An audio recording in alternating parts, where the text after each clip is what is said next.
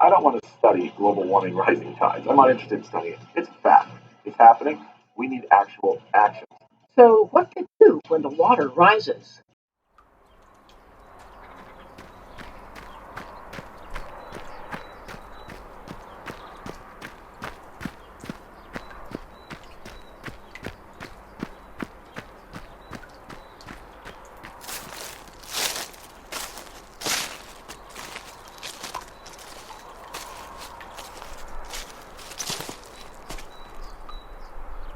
Every day there is something about climate change in the news.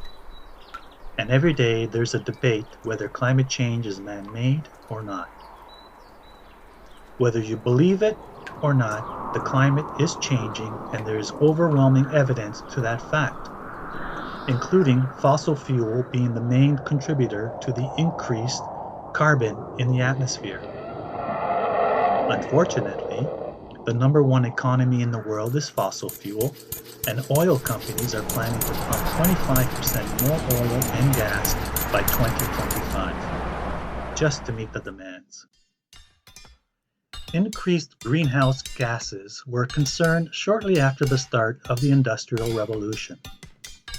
But the big corporate companies had money and power and were able to influence the public with their own studies that no harm was occurring to the environment as a result of their product. To them, climate change wasn't a concern. To them, renewable energy was, because it would have affected their bottom line. And this continues today. As a result, renewable energy had no chance to succeed. But just imagine if it did. The way I see it, it has come to a point where greed is beloved more than the generations to come. Every degree warmer the Earth becomes, the closer to the point of no return we will reach. We will have to adjust to a new world. On a positive note, the younger generation have been collectively voicing their concerns to governments and big businesses with climate protests all around the world. After all, it is their future.